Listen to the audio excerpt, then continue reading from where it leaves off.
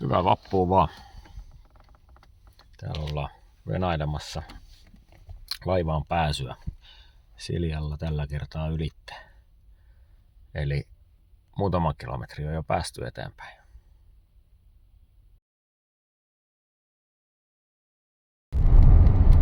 No hyvää huomenta. Tukholma esikaupunkialueineen alkaa jäämään taaksepäin. Matka jatkuu etelää kohden E4. Ensimmäiset 100 mailia ajeltu Götan kanaliin.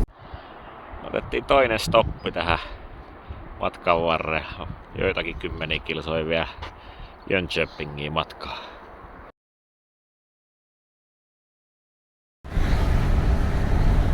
No niin, täällä peltiyksiö vaihtaa maata. Juuti-Rauma siltaa justiinsa liitetään.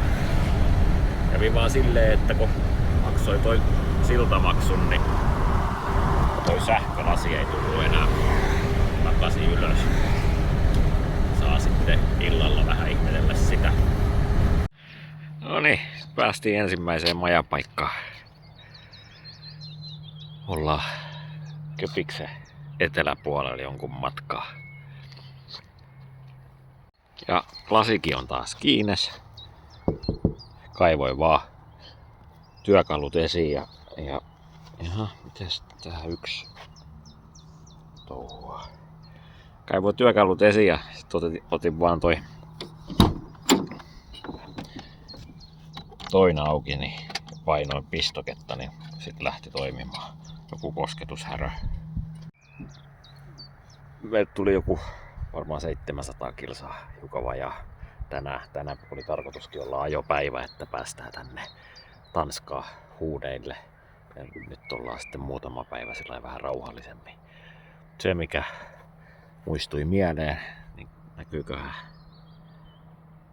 No siis elukoita ihan helvetistä, on parikin astetta lämmintä ja tässä ei toi pissapoika toimi. Eli listoille korjaukseen. Ja sitten toi kompura ei lähtenyt, tai kompura toimii. Mä vaihdoin sen ja se täytettiin. Se menee 2,1 kiloa ainetta. Mutta se starttaa, mutta sammuu heti. Eli joku käskee sen lopettaa, koska mä otin töpseli irti, niin se saa koko ajan virtaa. Mutta sitten kun laittaa töpselin paikalle, niin se sammuu. Eli varmaan painekytkinen. Ja semmonen vielä, että 12,9 meni ainetta nyt.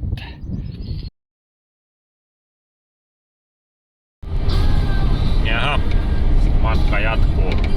Yksi siltamaksu taas maksettu ja lasi tuli takaisin kiinni. Nyt vaihtuu. No, nyt en muista näitä saarien nimiä, mutta mennään tähän saarelle, missä on Odense ja tullaan saarelta, missä on Kööpenhamina. Ollaan menossa varaosaliikkeeseen hakemaan vähän osia varmuuden vuoksi, että jos toi kiljahtaa toi hihnapyörä tuolla noin, niin on sitten varuiksi matkassa mukana. No niin, nyt saatiin varaosatkin ihan suoraan hyllystä. Tämmönen kuin Henrik USA. Ja tultiin Esbjergiin ja tästä olisi tarkoitus mennä Fänön saarelle lauttamatka ja tuossa tuli just sopivasti lautta, mutta tässä oli joku tilanne päällä, tuli poliisi ja se oli mun mielestä niin palokunnan johtoauto, ketä oli siinä menossa, niin ne otti pelkästään ne nopeasti kyytiin ja lähti jatkamaan matkaa. No niin, päästiin kohteeseen. Tää on Fänö, oliko tää nyt Fänö? Joo, tää on semmonen tää on. Tää on siitä mielenkiintoinen kohde, että tässä saa tulla rannalle auton kanssa.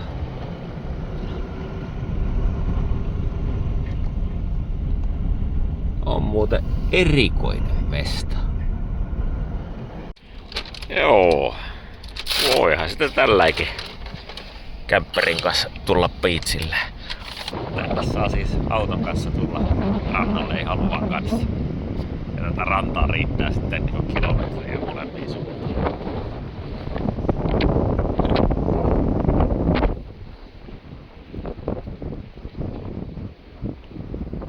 Enpä olisi uskonut, että saattaa tulla tämmönenkin tilanne vastaan. Voi autokasa ja hylkeen yli. Totta se vaan on.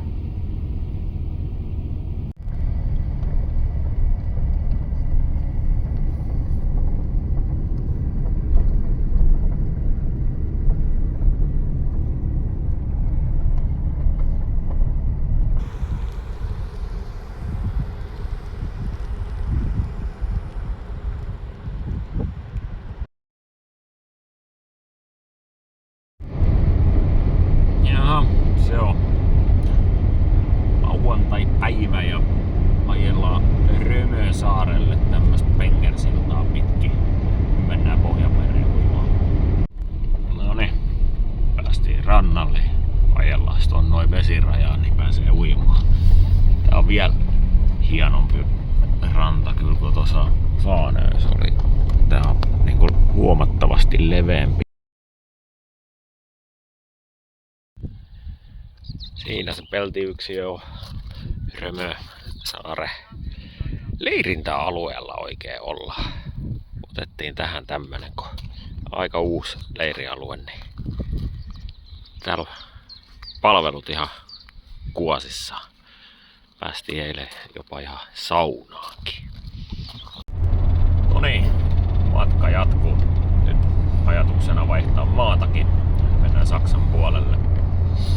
Tuossa kun vielä tsekkasin ulos tuosta Römön campingista, niin täytyy sanoa, että jos Tanska on kallis maa, niin toi ei ollut kyllä paha hintasta, koska vajaa 40. Valittiin tämmönen astetta pienempi tie ja nyt taitaa tulla rajan ylitys. Vaan mitäs nyt itse asiassa tapahtuukaan? Joo, kyllä se oli rajaylitys. Siinä ei ollut edes kyltti. No niin, löydettiin tämmönen oikein viihtyisä teollisuusalue.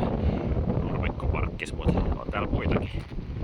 Tässä oli se ajatus, että tuossa on Kiilin kanava. Tämmönen Stena Line alus, niin katsoisin parinen grafikista, että se menee Tukholma. Sieltä tulee joku rahtilaiva.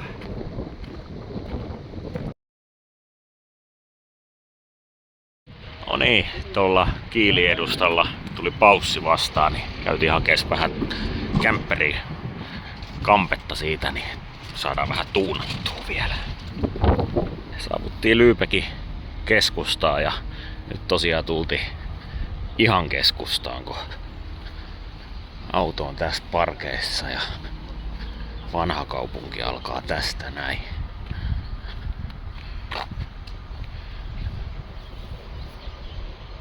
Joen yli niin on vanhassa kaupungissa.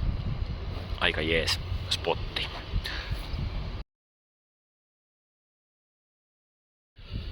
Huomenta vaan.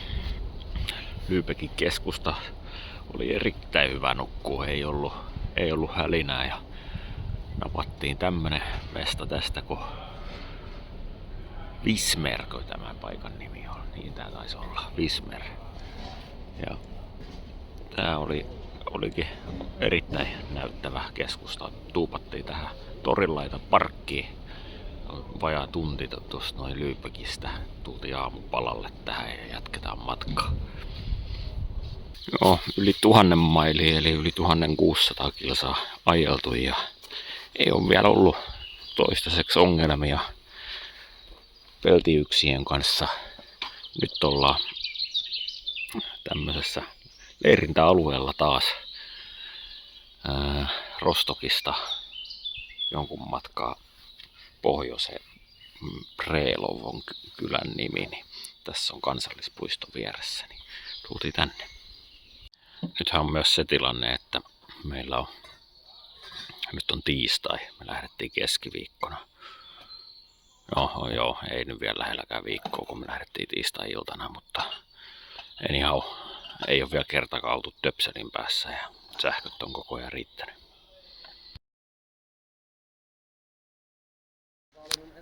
Karavaani on saapunut Kloveen. Ollaan lähellä Jasmundin kansallispuistoa. Hiukan reilu tunti ajomatkaa edellisestä mestasta ja eikä tästä varmaan paljon enempää ole Puolan rajallekaan. Auto alkaa olemaan vähän paskanen. Kohta viikko takana 1100 mailia, hiukan vaille 1050 mailia on tullut mittariin. Ei vieläkään mitään ongelmia. Milloinkohan nämä oikein alkaa? Vähän erinäköistä toi Mercedes tuolla ja saa suoraksi tuohon oikein. Nyt on niin erikoisen mallinen vene, että piti oikein tulla katsomaan, että mikä tää on. Valori tuolla lukee perässä. En oo kyllä tällaista nähnyt ennen ja tässä on kuitenkin, siellä on niinku, ei se varmaan näy kamerassa, mutta tässä on ohjauspulpetti ja sitten on niinku U-penkki tässä edessä. No niin, vähän täytyy asennushommiakin tehdä matkan varrella, kun keksii, että mitä täytyy parantaa, niin tohon tuli nyt tommonen takaverho. Mä kävin ostamassa tuolta, niin kuin näkyy Bauhausista, tämmöstä 3 mm vairia, missä on muovit ympärillä, niin se on mukavampi tommosille kankaille. Ja sit mä löysin sieltä, mä en oo tämmösiä ennen törmännytkään, tämmösiä vaierikiinnikkeisiä, mutta nää on ihan hemmetin hyvät tämmösiä sisätilaratkaisuihin, kun nää kiinnikkeet, nää on tämmöset smoothit. Vielä tarvis asennella, tonne mä nyt jo laitoin. Mä meinasin sen kyllä laittaa vielä kotona, se on nyt vaan tuolla kiinnes tuolla seinässä. Mä meinasin sen tohon aukkoon pistää, mutta siinä on metallia, niin täytyy se sitten kotona laittaa uusiksi. Mut tohon mä meinasin kanssa asentaa nyt. Eli mulla on tänne puolelle toi koukku, minkä mä saan ainakin tuohon pehmeeseen. Tohon mä en sitä varmaan kyllä tuohon vaneriin saa ruuvattua, mutta täällä puolellahan mulla on toi keittiö kiinni, niin mä ostin siihen tommosen silmukan, niin mä saan sen siihen, niin sitten mä saan nätisti tämän aukon tästä yöksi peittoon. Nää on kyllä nätit. Ne on tuolta kiinni. Ja nyt siihen saa sitten private-suoja tuohon eteen. Tällaiset ostettiin tuohon vaatekaappiin. Eli ihan hyvinkin yksinkertaiset. No niin. Tommonen koukkusysteemi sinne nyt tuli. Joo. Ei se häävi ole, mutta se on yksinkertainen ja ajatuksena vaan se, että tää pysyy kiinni. Tää on kyllä ihan jees paikka. Peltiyksiin on tuolla näitten veneitten takana tuolla. Tottahan toki siinä 4-kutonen tarkaa on heti ensimmäisenä.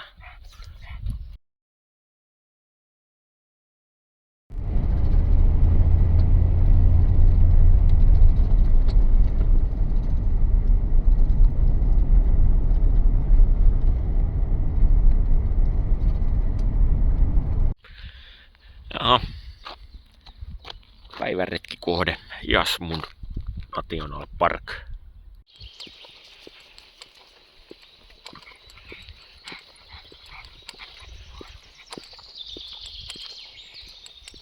Käytiin tekemässä pikku patikka Jasmundissa ja lähdettiin parkkikselta nopeasti pois, kun siinä oli 4 tunnin aikaikkuna, että sitten rupeaa maksamaan reilusti enemmän. En huomannut kyllä itse katsoa, kuinka paljon enemmän se oli, mutta rykästi auto käymään ja tultiin vaan tienvarsiparkkiin tekemään lounasta. Sattui kyllä ihan hyvä spotti. Reitin seuraava silta, 3 kilsaa pitkä silta ja ei sitä nyt tästä tietenkään näe, mutta menee aika korkealle.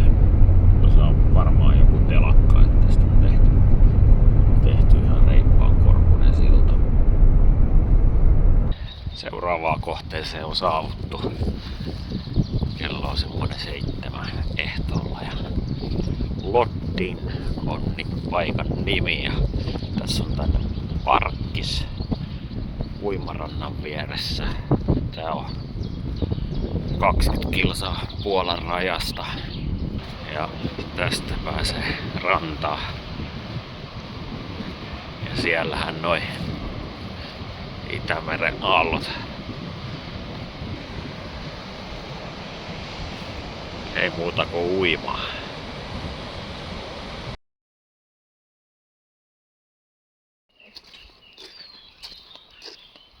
Aamulenkillä.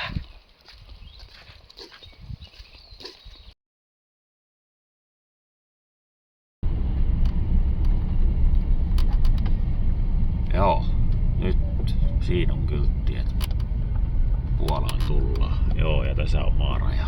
Kyllä.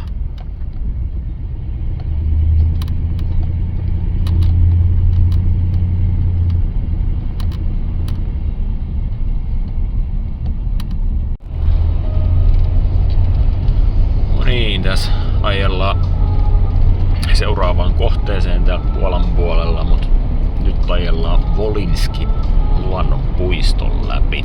Valittiin tästä tää rantareitti ja tää on vähän Google Mapsin mukaan vähän hitaampi, mutta kun me täällä teiden tukkoina muutenkin ollaan, niin se 10 minuuttia hitaampi reitti ei meitä tässä kohtaa haittaa. Meillä ei ole kiire mihinkään. Puolan puolelle ajeltiin tämmöiseen mestaan kuin Leisi.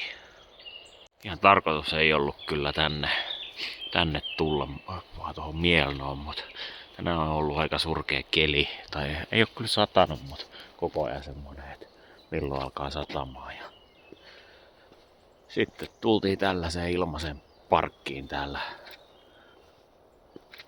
Mettän keskellä käytännössä ollaan. Pari polakkiikin tänne on ilmaantunut sinä aikana. On niilläkin taas. Vähän erinäköistä comeback kuin meikällä.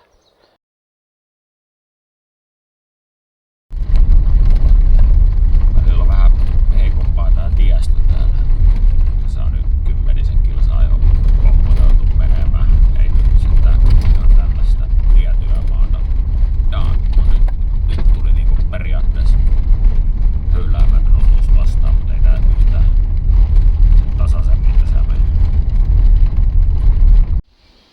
No niin, lauantai-päivä ja huomattavasti kivampi keli kuin eilen, kun oli koko ajan harmaata. Ja meidän karavaani on saapunut Lepaan. 1,5 tunnin ajomatka tuolta. Se edellinen kylä, en minä muista enää mikä se oli.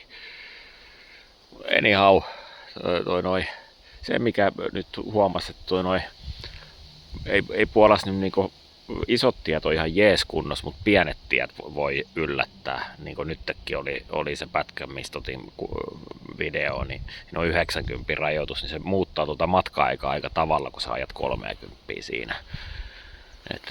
Sillä lailla, että jos pysyy pääteillä, niin matka-ajat säilyy kyllä ihan Googlen mukaisena, mutta muuten rupeaa tulemaan sit jättämään, että jos on kiirus, niin huomioi se. Pitäähän se nyt yksi projekti tässä matkan varrella olla. Eikö tää on muuten toinen? Tää on niin pieni juttu. Otin tuolla on kuivain. Otin siitä tää paineanturi irti. Se pihahti, kun irrotin sen, eli viittaa, että toi O-rengas, mikä tuolla on. Tuolla. Et se pitää. Mä putsailin noin kliittimiä tossa noin ruuvarin kärjen kanssa. Ja huomasin, että tää on kyllä niinku aika hapettunut. Et katsotaan, jos tää lähtis toimii tällä. Täällä on leirintäalueen kulmas tommosia kusisia paskalaatikoja. Aika erikoinen konsepti, jos noi on niin, että sä voit tosta vuokrata ja olla täällä leirintäalueessa siinä. vähän sen näköistä kalustoa. En tiedä millainen kävis. Aika punaiset silmät olis tuolta herää, vaikka ei olisi mitään ottanut. Danskin pohjoispuolella tämmönen melkein 30 kilsaa pitkä niemi, taitaa olla enemmänkin. Ja tultiin tähän näin ja huomasin, että kattotelineet on täältä puolelta ihan just kohti tippumaisillaan, niin kuin näkyy, että ne on ihan vinossa. Ja tosta oli jo täältä puolelta muutama auenno.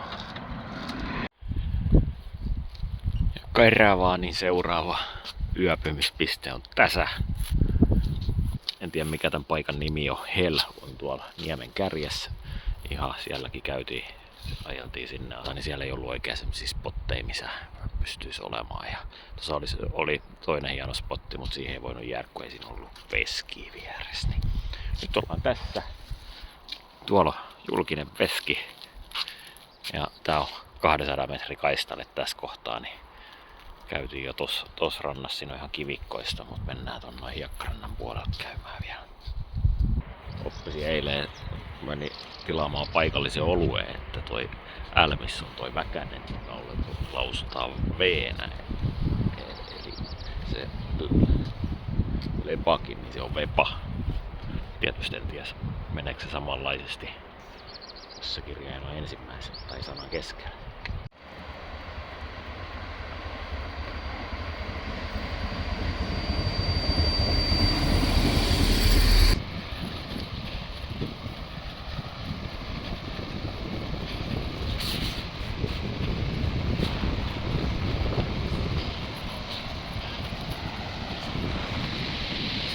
Tää on Helin niemimaa, missä ollaan.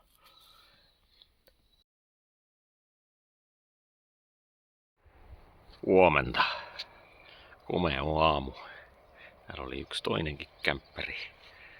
Tässä puskaparkissa tai tienvarsiparkissa.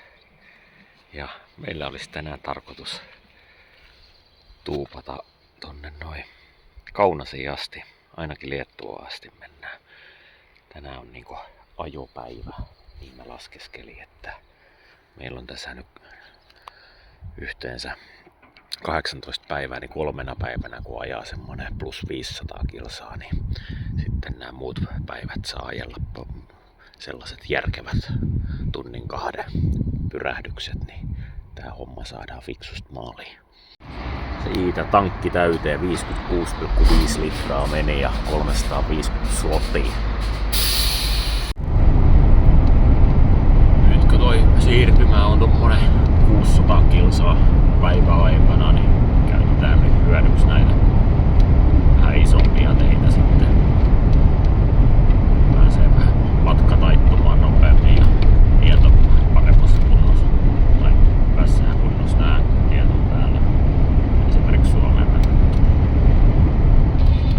Täällä on 1726 mailia menty. Toi on siis pyörähtänyt ympäri toi mittari ja tie vähän kapeni. Ja joku 250 Jari saat on vielä Kaunasiin matkaa.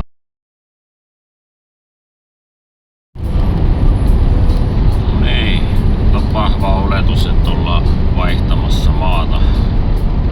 Siinähän on super alko. Ollaan me siis jo nyt myöhästysimme jo. Niin oli, että tuossa jossain kohtaa se raja meni. Tuossa liehui jo Latvian lippukin. Jaha, en oo koskaan ennen Liettuassa käynyt. Aikamoista paanaa tämä on tää. Sitä nyt sitten sitä Via Balticaa on, jos sitäkään sen enempää ajella. Toi rekkaliikenne on kyllä jotain aivan käsittämättä. Välillä on sillä lailla, ettei näy tiellä ainuttakaan henkilöauto, vaan pelkkiä rekkoja parikymmentä kappalet jonossa. Päästiinhän me Kaunasen keskustaan ja vanhaan kaupunkiin. Tossa kun automaattivaihteisella autolla ajelee, niin kerkesin siinä toi noin kun on toinen käsi ja toinen jalka vapaana, niin pistämään tämä sisustuksen uusiksi tässä peltiyksiössä. Onko mies? Päädyttiin ottamaan hotelli tästä Kaunasesta, kun oli pitkä ajopäivä. Hotellilla nukutun yön jälkeen matka jatkuu kohti Klaipedan rannikkoa ja kävi ostaa tuolta taustalla näkyvästä ostoskeskuksesta tämmösen old school kännykkäpidikkeen. Pysähdyin tähän tankkaamaan 13395. Sieltä sitä nyt tulee tommoseen hintaan.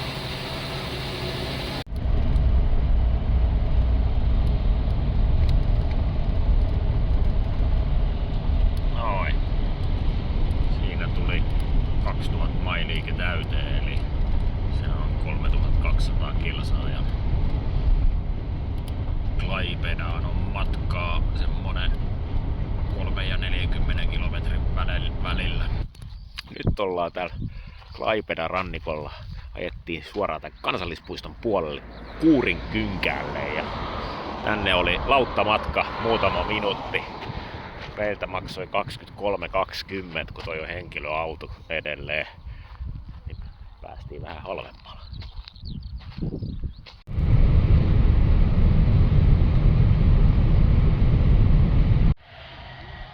No niin, nyt tultiin tänne Nidan kylään tänne. Tän Kynnäksen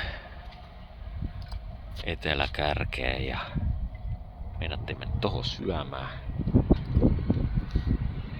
Tuolla kilometrin päässä alkaa Kaliningradin alue. Siitä alkaa raja-alue. Raja menee sitten jossain, mitä mä äsken Google Mapsista kattelin, niin tuolla noin. Tästä on vielä ihan hyvä matka. Kilometrin verran vajaa ihan viralliselle rajalle, mutta tätä pidemmälle ei mennä. Tähän jätetty kuitenkin tällä, että saa tulla tähän tämmöiselle pienelle beachille.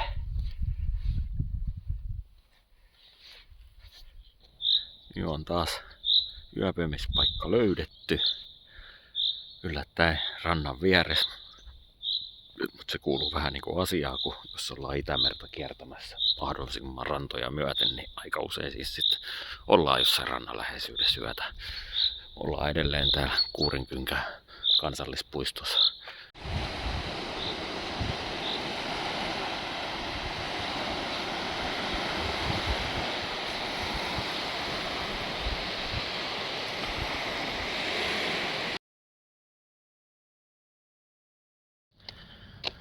Huomenta. Täällä on taas vähän tämmönen harmaa keli ja tuossa kun vilkasi säätiedotuksen, niin se näyttää nyt useamman päivän vähän heikkoa keliä. Nythän on siis 14. toukokuuta. Ja mikäs viikonpäivä on? Ihana kun on mennyt viikonpäivät jo sekaisin, että tietää olleensa lomaa. Tänään on keskiviikko näköjään. Eli sunnuntain pitää olla kotona ja maanantaina sitten töihin. Siinä näkyy, kun merimetso on ottanut metsä haltuunsa. Ei ole vielä pahasti kuollut, mutta koht se on. No, on se aika kuollut. Paskaa.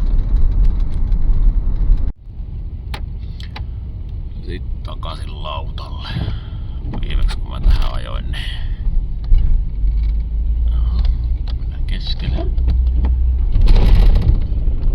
Viimeksi mä ajoin tuohon sivuun ja seurasin edeltävää kaveria, joka ajoi toi viivan ton toiselle puolelle hiukan autonsa. Mä ajoin samanlaisesti sen perään, niin mulle tultiin sanoa, että eikö sä huomannut, että tässä on viivat, että ajapas noiden viivojen väliin. Sitä ei tietysti sitä paikallista autoa korjattu. No niin, matka jatkuu. Kävin nappaastosta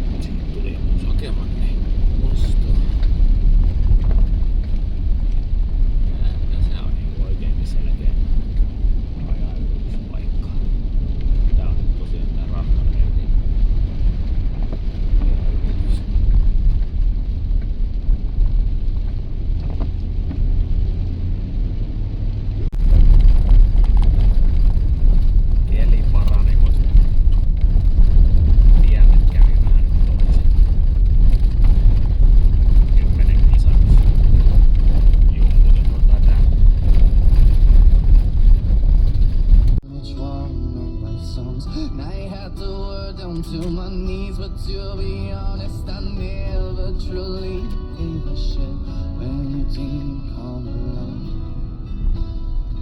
Oh, so leave me alone. Open up my chest and can't breathe in. For you, I wouldn't sing.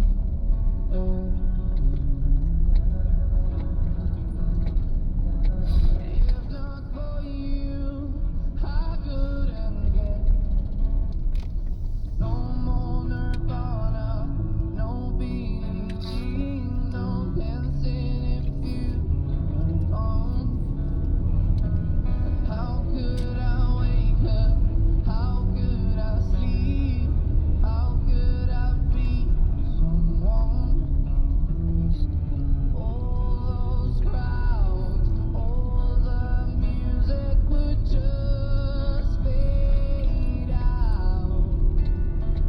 Not a sound. If not for you, I wouldn't sing.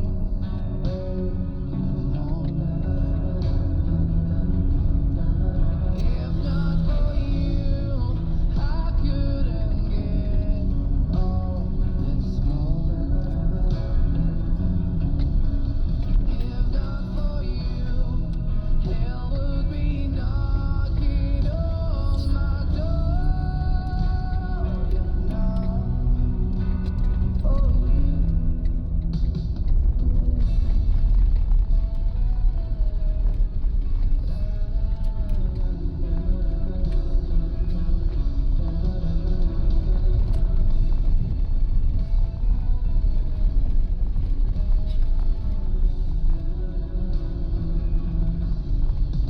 If not for you, hell would be knocking on my door.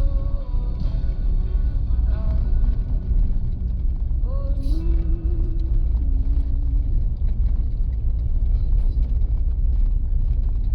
Erikoisesta paikasta toi, mut sitähän voitais sit ihan oma ohjevideonsa YouTubeen, miten ajetaan tuohon mestoon, kun sinne haluat.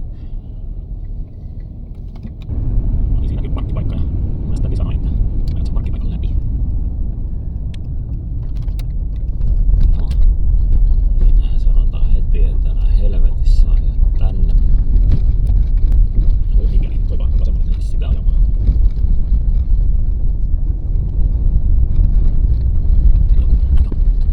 No niin, tästä kääntyy.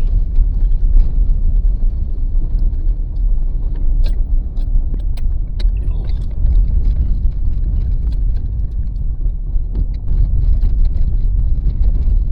Kosta toi.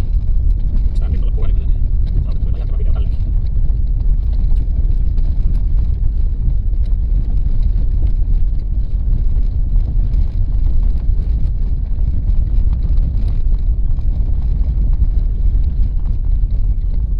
Ja näkyy video tuolla pari metrin vesiputoukset oikealla. Kuulemma Euroopan leveimmät.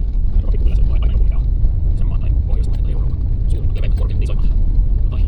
No niin, tänne nyt sit päästiin. Sanoinko mä, että on Kuldiikata kylä. Semmonen tää nyt sit on tässä videolla ainakin. Tässä ihan vieressä on rakennus, missä on köökki ja veski ja sauna ja suihku. Otettiin myös sauna, sen täti lämmittää sen meille kello 9. Yritettiin tingata, että lämmitetään itse ja hän ilmoitti, että se on hänen sauna ja hän lämmittää sen. Mä ymmärrän sen ihan hyvin. Mäkään antaisi meidän pönnön saunaa kenenkään muu lämmittää. Tiedä se peltiyksiö ja siinä on vieressä noin vesiputoukset. Oliko se kokonaiset 2 metriä pudotusta?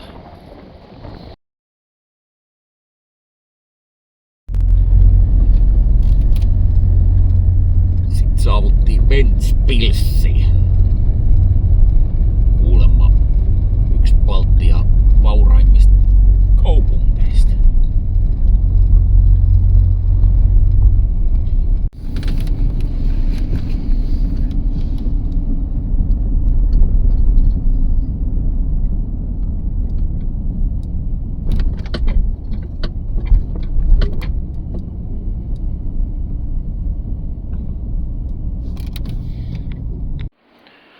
Saavuttiin Kolkan kärkeen. Käydään kattoo, mitä täältä löytyy.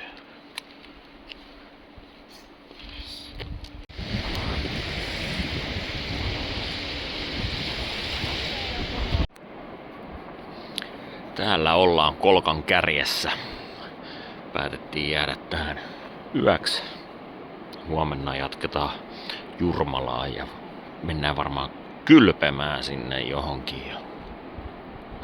Täyä ollaan tässä.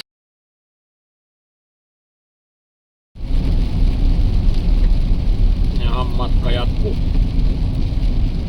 Kolkasta ajellaan Jurmalan suuntaan ja keli on taas tällainen sateinen. Illaksi mahdollisesti paranee.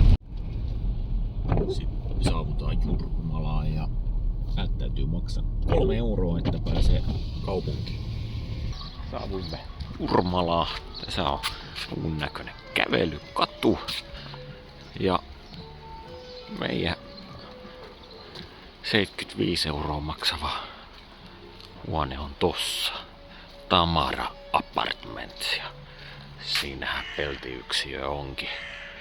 Tossa kun tultiin, täällä satelee vieläkin, tai tihuttaa, tossa tuli itse asiassa tosi reilustikin vettä. Ja ihan viime hetkellä niin pyyhkiät lopetti toimintansa. Sitten mä kävin ostaa rahaa tosta, kun täytyy koirien depositti maksaa käteisellä tänne, niin sammutin siitä tietysti auton ja sitten kun tuli takaisin, niin ne lähti toimimaan.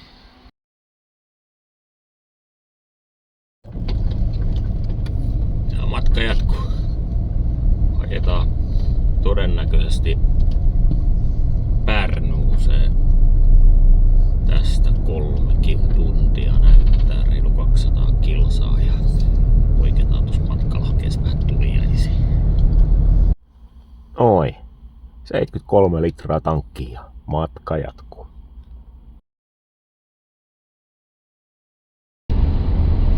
No niin, saavutaan Latvian ja Viron rajalle.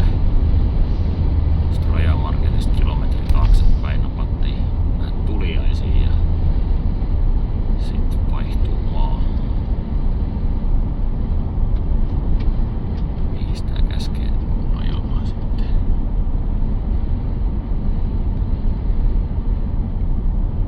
Tänne vaan, tänne vaan.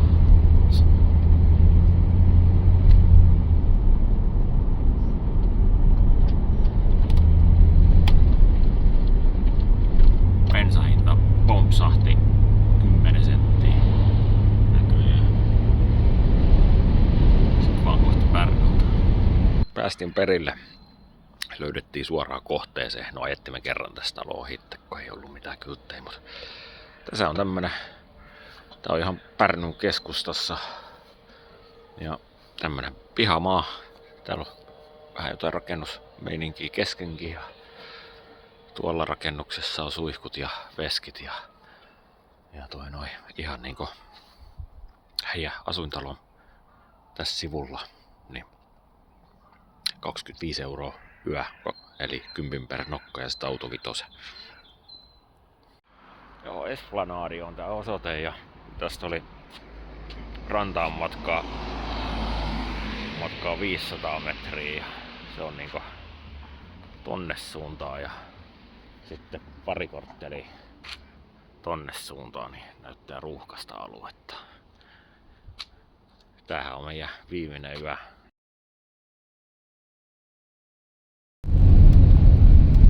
Joo, tänään sataa taas ja se on kotiinlähdön aika. Ajellaan tässä vielä Pärnuusta pihalle ja sitten Tallinnaan ja Vautalla yli.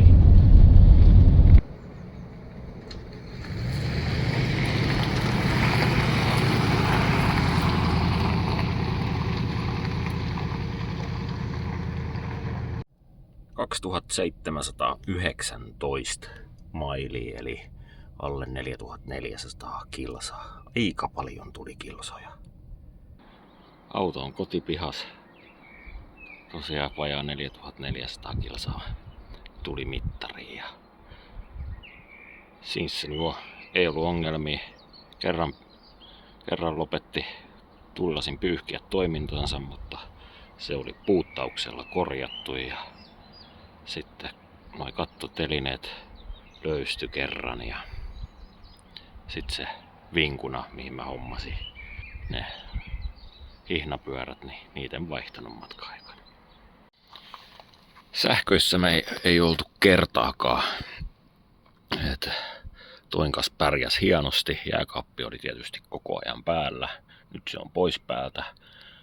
Eikä ole muuten mikään äänekäs jääkaappi. Että siinä mielessä kyllä voin suositella. Ei me tuota sähköjärjestelmää sillä lailla testattukaan, kun meille tuli kuitenkin joka päivä ajoa. Lyhin matka taisi olla se joku 50 kilsaa. Aina sitten sieltä tietysti virtaa saa myös, että sitä nyt ei kunnolla testattu.